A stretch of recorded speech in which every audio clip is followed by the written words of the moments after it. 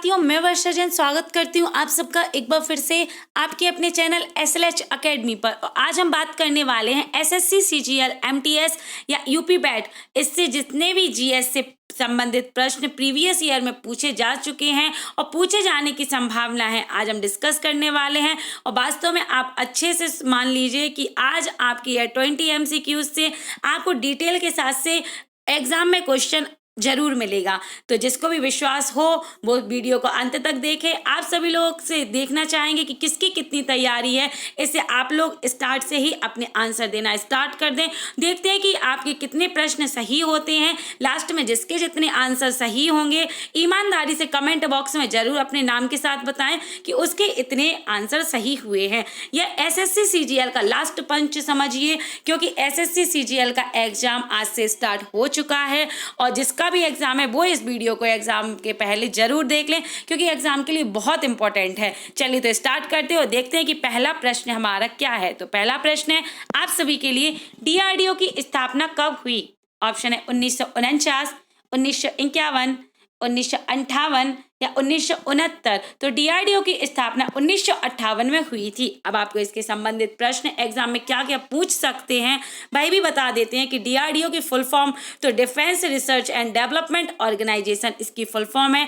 DRDO का मुख्यालय कहाँ स्थित है? तो DRDO का मुख्यालय नई दिल्ली में स्थित है और DRDO के अध्यक्ष तो डॉक्टर जी सतीश रेड्डी इसके अध्यक्ष है। तो आप देख सकते हैं कि एक प्रश्न के साथ यहाँ 4 प्रश्न आपके क्लियर कर चुके हैं। एग्जाम में इन 4 में से हो सकता है कोई प्रश्न पूछ लिया जाए। तो आप सभी लोग जल्दी से वीडियो को अपने दोस्तों को शेयर कर दीजिए, सबको बुला लीजिए और जल्दी जल्दी आंसर करते जाइए। देखते हैं कि कितने आंसर आप सही कर सकते हैं। चलिए तो देखते हैं नेक्स्ट क्वेश्चन आप सभी के लिए क्या है। नेक्स्ट क्वेश्चन है, हड़प्पा की सभ्यता किस युग की थी? ऑप्शन है कांस्य युग, नवपाषाण युग, पुरापाषाण युग या लोह युग। तो हड़प्पा की सभ्यता कांस्य युग की थी। यह सभ्यता कांस्य युग ताम्र पाषाण काल के अंतर्गत आती है।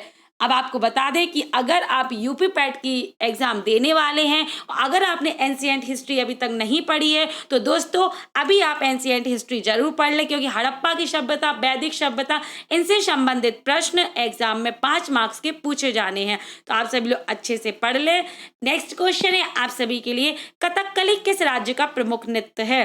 ऑप्शन है असम, आंध्र प्रदेश, केरल या उत्तर प्रदेश। तो कथकली केरल राज्य से संबंधित है। अब आपको इसके और भी राज्य से बता दें कि कौन सा प्रमुख नृत्य संबंधित है। तो भरतनाट्यम तमिलनाडु से संबंधित है, कथक उत्तर प्रदेश से संबंधित है और बाकी के जो 2 ऑप्शन है असम, तो असम राज्य से बिहू नृत्य संबंधित है और आंध्र प्रदेश से कुचिपुड़ी डांस नृत्य संबंधित है। तो दोस्तों आपको ऑप्शन से भी बताते जा रहे हैं, जिससे आपके एक क्वेश्चन के साथ साथ कम से कम 4 आंसर आपको क्लियर होते जाएं।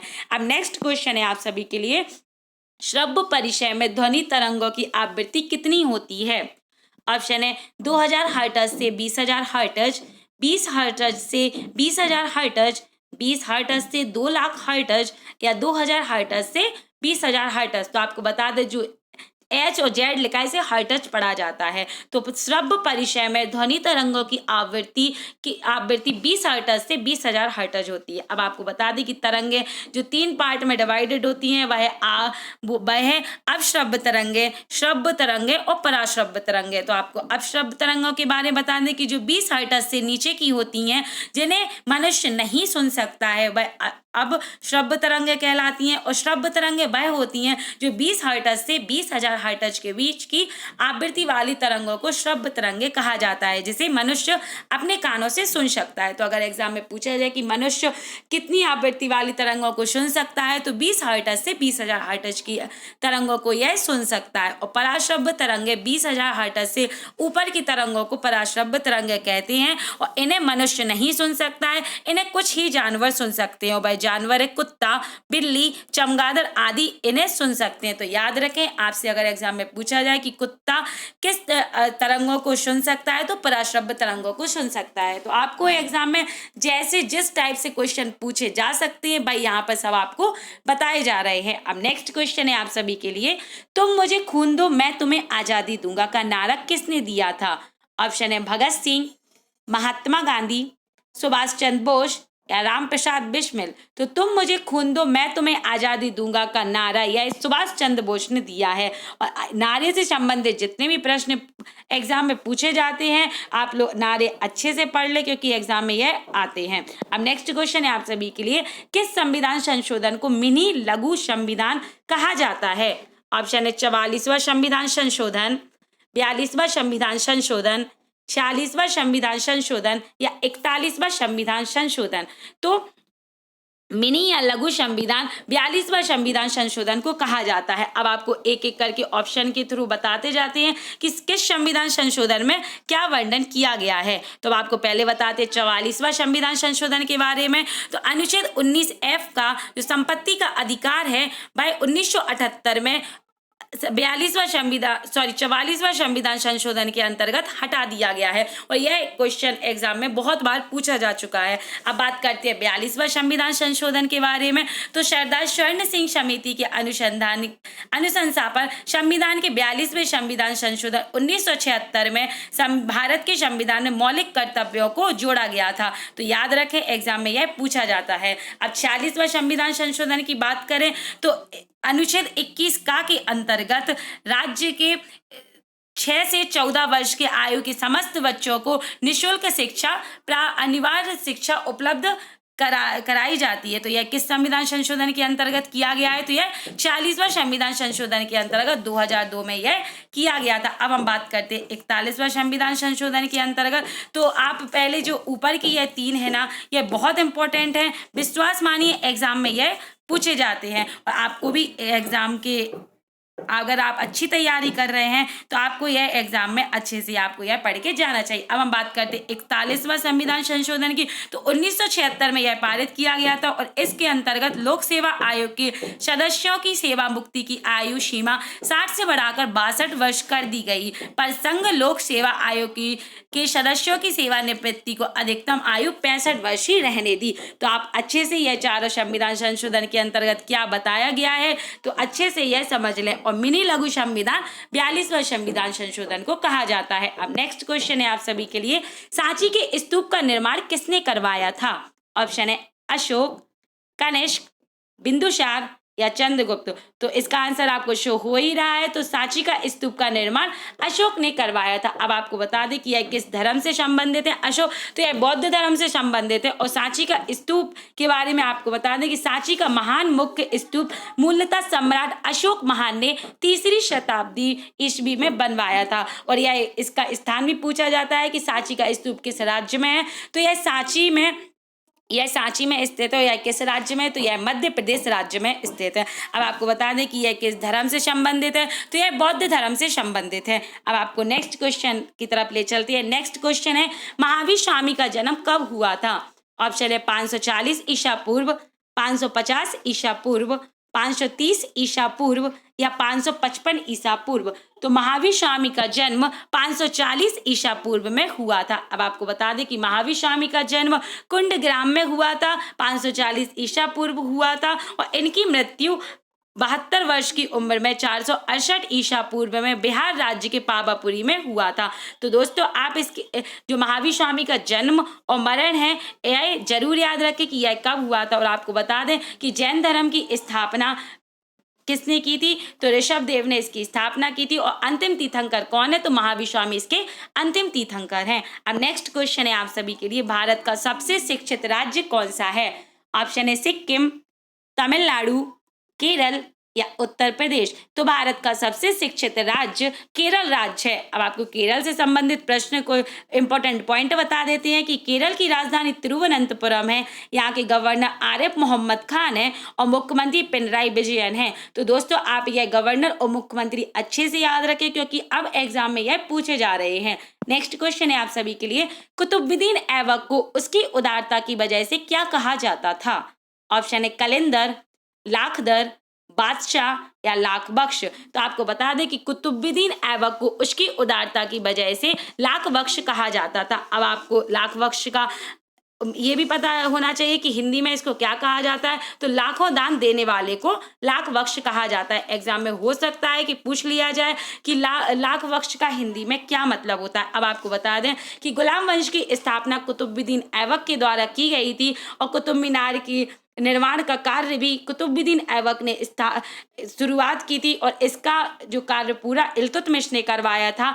दिल्ली में कुबलत उल इस्लाम मस्जिद और अजमेर में 2.5 दिन का झोपड़ा किसने बनवाया? तो कुतुबुद्दीन ऐबक ने ही यह बनवाया था और इनकी मृत्यु चौगान खेलते समय इनकी मृत्यु हो गई थी। तो दोस्तों जितने भी पॉइंट आपको स्पेशली यहाँ बताए जा रहे हैं आप सभी वो अच्छे से पढ़ते जाएं और याद करते जाएं। चलिए तो नेक्स्ट क्वेश्चन है आप सभी के लिए, WHO का मुख्यालय कहाँ स्थित है? ऑप्शन है जिनेवा, न्यूयॉर्क, काठमांडू या अबू धाबी। तो WHO का मुख्यालय जिनेवा में स्थित है। अब आपको बता दें WHO से संबंधित प्रश्न, तो WHO का full form world health organisation है। इसकी स्थापना 7 अप्रैल 1948 में हुई थी और इस विश्व स्वास्थ्य दिवस WHO डे 7 अप्रैल को मनाया जाता है। नेक्स्ट क्वेश्चन है आप सभी के लिए, अशोक के अभिलेख में सबसे लंबा अभिलेख कौन सा था?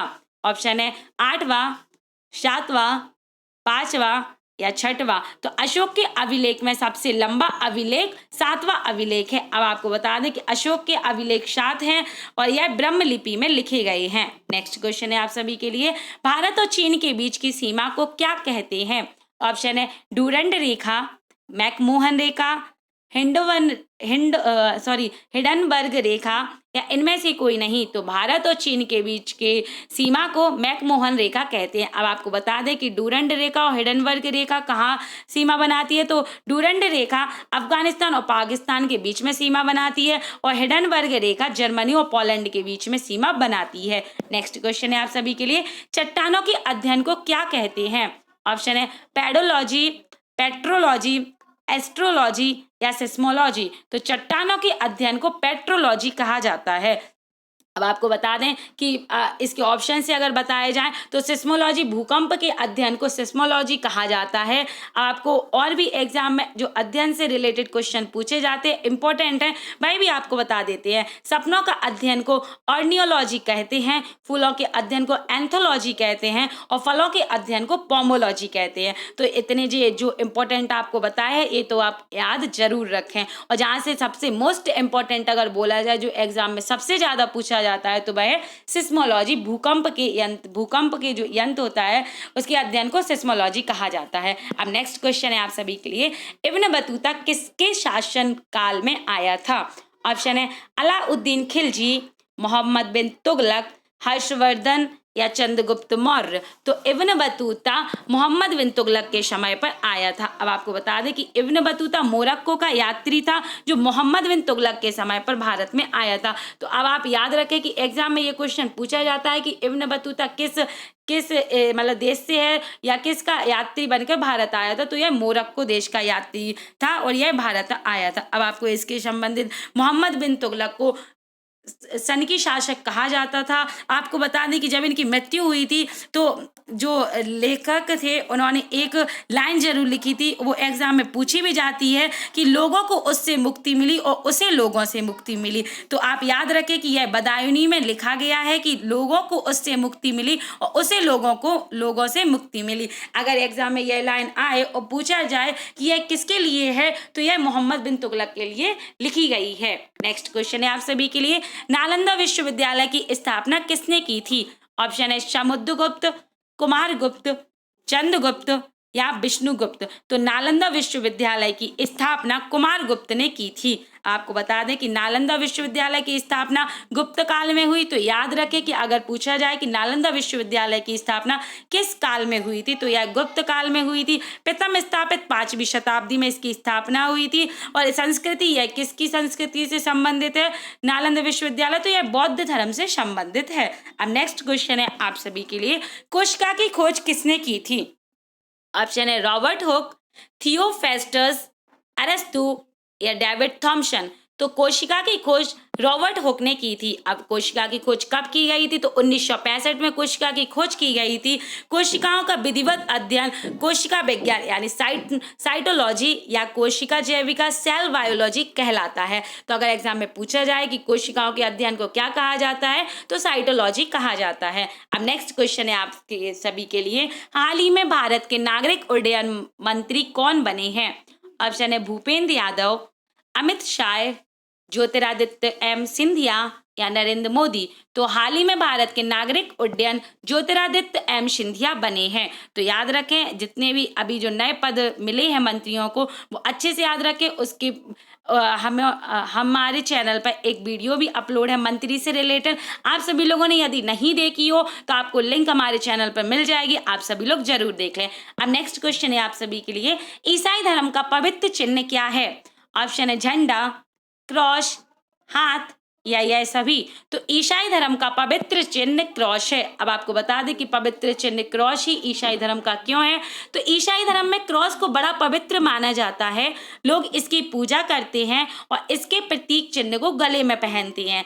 ज्ञान और प्रेम का संदेश फैलाने वाले ईसाई मसीह को लकड़ी के क्रॉस पर लटका दिया गया था, इसीलिए यह चिन्ह ईसाई धर्म में बड़ा पवित्र माना जाता है। आज की हमारी वीडियो का अंतिम प्रश्न आप सभी के लिए ये रहा, गोमटेश्वर मूर्ति की स्थापना किसने की थी? ऑप्शन है चंदेल वंश ने, चामुंडा ने, भद्रबाहु ने या स्थलबाहु ने। तो गोमटेश्वर मूर्ति की स्थापना चामुंडा ने की थी। अब आपको बता दें कि गोमटेश्वर प्रतिमा के कारण बाहुबली को गोमटेश्वर भी कहा जाता है। तो किसके कारण कहा जाता है? तो गोमटेश्वर प्रतिमा के कारण। और यहाँ पर किसकी प्रतिमा है? तो बाहुबली की प्रतिमा है। एग्जाम में यह पूछा जा सकता है, तो अच्छे से याद रखें कि किसकी प्रतिमा है। तो यहाँ पर बाहुबली की प्रतिमा है। यह मूर्ति श्रवण बेलगोला कर्नाटक भारत में स्थित है। इसका निर्माण गंगा मंत्री और सेनापति चामुंडा राय ने करवाया था। अब आपको ऑप्शन से बता दें कि चंदेल वंश कौन है? तो जिन्होंने खजुराहो के मंदिरों की स्थापना करवाई थी वह चंदेल वंशों ने करवाई थी वहां की स्थापना। भद्रबाहु यह जैन धर्म की दीक्षा इन्होंने ली थी और स्थलवायु ये बौद्ध धर्म से संबंधित है। तो दोस्तों यहाँ हमारे आज के टॉप 20 MCQs की वीडियो समाप्त होती है। यदि आपको पसंद आई हो तो प्लीज़ वीडियो को लाइक करें, कमेंट करें, शेयर करें, चैनल को सब्सक्राइब जरूर करें। साइड में जो बेल आइकन बटन है उसे प्रेस करें, जिससे हमारी लेटेस्ट नोटिफिकेशन आप तक तुरंत पहुँच जाए। और जितने भी क्वेश्चन सही हुए हैं वह कमेंट बॉक्स में जरूर बताएं कि आपने कितने क्वेश्चन अटेम्प्ट किए हैं और कितने क्वेश्चन आपके सही हुए हैं। Thank you for watching my video. मिलते हैं नेक्स्ट वीडियो में आप ऐसे ही मोस्ट 20 MCQs के साथ। Thank you for watching my video.